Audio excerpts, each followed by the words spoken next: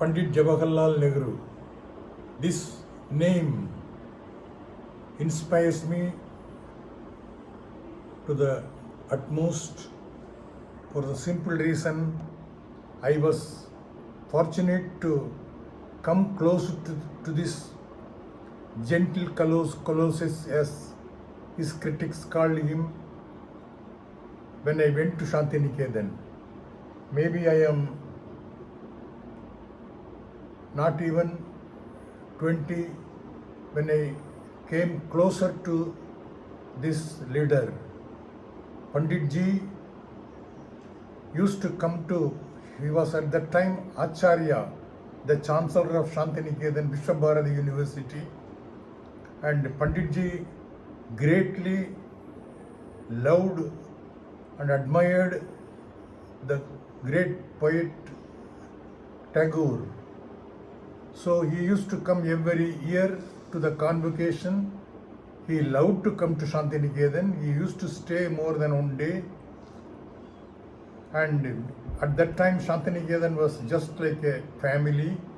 So we used to surround him as youngsters, and he used to feel free and relaxed and would listen to Santiniketan songs and dances. And in his brief visits to many departments, I used to accompany him like a magnet. He drew me to his side.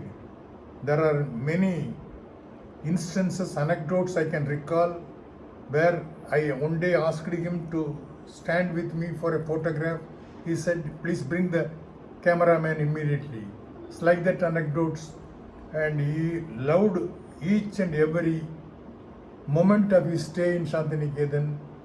And it's a long story, and I want to say, when I went to England, I was also in touch with many personalities who were close friends of Pandit Ji, like Kingsley Martin, the famous editor of the famous socialist weekly, The New Statesman. I invited this Kingsley Martin to address the India-Pakistan students at Oxford. And when Pandit Ji came to Oxford also, I was there. When he addressed meetings in London, I used to regularly go, and I had seen Clement Attlee, the then ex-Prime Minister who gave India the independence, sitting along with Pandit Ji, and he was also having a lot of intellectuals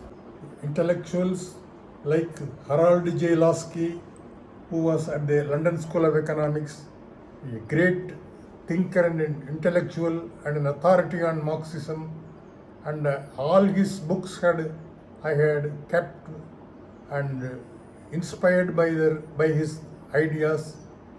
That's how I also became a socialist in the British sense of the term. And I want to say about Pandit Ji, his writings inspired me, made me a congressman. For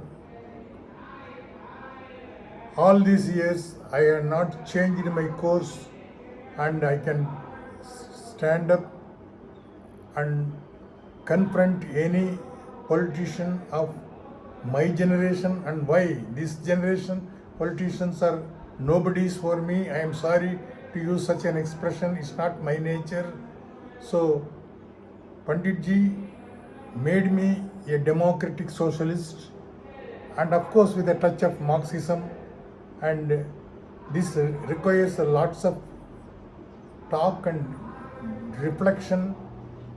And today India also is a democratic country, and all my life I like to articulate what democracy really means, what liberty, freedom, and all these things mean. So we have to have an intellectual basis for any political talk, and these are not to be found in India today. So one anecdote enough.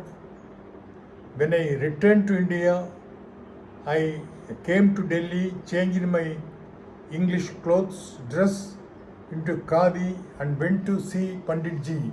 What a daring step, you may all wonder. At that moment in Delhi, I didn't know any other soul except Pandit Ji on a friendly term. I used to say to my friends, if I had only met Pandit Ji that day he was not there, fortunately or unfortunately, for what I did in my later life. If he had been there and he would have said, go and sit there, that must have decided my political fate. So that's the challenges history gives to a person in one's life.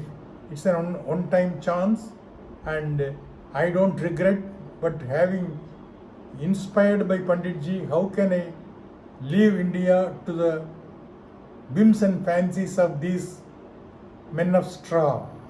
So you should talk about Indian history in the light of what Pandit Ji had written and reflected. So this is my message. This will be my beliefs and convictions all the rest of my life. I would only work for seeing India emerges as a nation of thinkers and great men, and what they had all left behind, the great legacy, I would like to work for and defend all my life. Thank you.